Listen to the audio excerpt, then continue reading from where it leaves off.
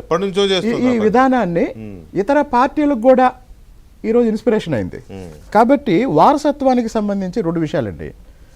వారసులు నాయకులు కావాలని కోరుకుంటారు, కానీ ఎవరికైతే ప్రజల ఆమోదం దొరికిద్దో ప్రజల ఆమోదం పొందిన వారసులు నాయకులు అవుతారు.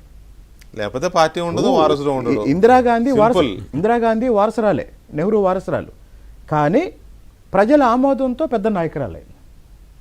అలాగనే అఖిలేష్ కానీ, అలాగనే ఇతర రాష్ట్ర మీరు చూడండి, స్టాలిన్ వాళ్ళ అబ్బాయిని ఇప్పుడు మంత్రివర్గంలోకి తీసుకున్నాడు. లేదు, వాస్తవానికి కరుణానిధి గారు ఆయన వీల్ చైర్లో ఉండి కూడా ముఖ్యమంత్రిగా పనిచేశారు.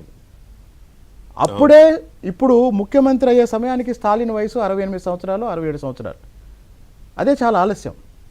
ఇప్పుడు ఎందుకు ఇది రైట్ టైం అంటే, పార్టీకి ఇంకోటండి, ఒక రాజకీయ పార్టీ ప్రతిపక్షంలో ఉన్నప్పుడు అధికారంలో ఉన్నప్పుడు పనిచేసే విధానంలో చాలా తేడాలు ఉంటాయి.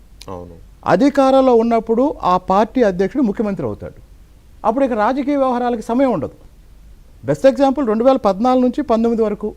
ఎందుకంటే నేను చెప్తున్నా, పోయిన అసెంబ్లీ సమావేశాల్లో నేనే అసెంబ్లీలో అడిగాను, బాబు గారు మీరు హైదరాబాద్ని అభివృద్ధి చేసామని చెప్పారు, లేకపోతే హైదరాబాద్ ట్రాన్స్ఫర్మేషన్ మీరు ఎలా చేశారో నేను ప్రత్యక్ష సాక్షిని, నేను 100 సార్లు చెప్పాను, కానీ ఇన్ని చేసిన మీరు ఓడిపోయారు కదా, అప్పుడు ఏమైనా ఫీల్ అయ్యారని అసెంబ్లీలో అడిగాను నేను. హైదరాబాద్లో దారుణంగా ఉండేది టీడీపీ, అసెంబ్లీలో అడిగాను నేను ఓట్లు.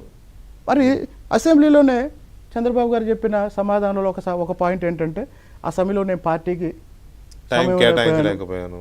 నా తప్పుల వల్లే అప్పుడు ఓడిపోయాము, ఈసారి అలా జరగకూడదు అని చెప్పారు. కాబట్టి ఇప్పుడు పార్టీకి సమయం కేటాయించే నాయకుడు కావాలి.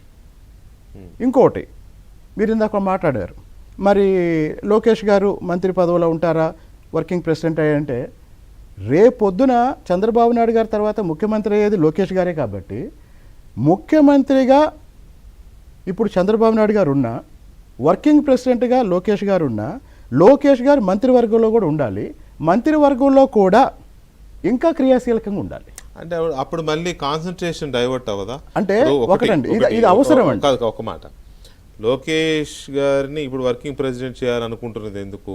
పార్టీ మీద ఫోకస్ ఉండాలి, కార్యకర్తలకి పార్టీ అగ్రనాయకత్వానికి మధ్య రెగ్యులర్ కనెక్టివిటీ ఉండాలి అనేదే కదా కాన్సెప్ట్. అందుకే కదా చంద్రబాబు నాయుడు గారు ఎక్కువ దృష్టి పెట్టలేకపోతున్నారు పార్టీ మీద, దీనివల్లే 14 to 19 బాగా నష్టం జరిగింది మనకు అనేదే కదా కాన్సెప్ట్.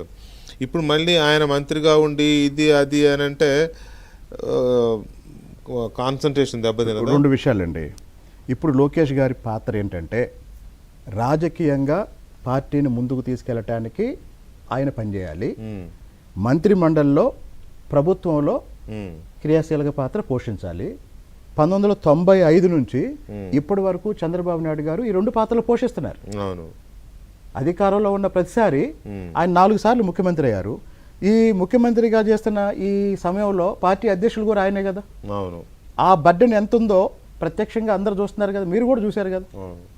కాబట్టి ఇప్పుడు వర్కింగ్ ప్రెసిడెంట్ అంటే పూర్తిగా 24 గంటలు వర్కింగ్ ప్రెసిడెంట్గా రాజకీయ కార్యక్రమాలు చూస్తారని కాదు, మంత్రివర్గంలో ప్రభుత్వంలో క్రియాశీలక పాత్ర పోషిస్తూనే పార్టీకి సంబంధించి చాలా విషయాల్ని, ముఖ్యమైన విషయాల్ని పర్యవేక్షించటం. రైట్. గఫూర్ గారు, లోకేష్ ఇప్పుడు వర్కింగ్ ప్రెసిడెంట్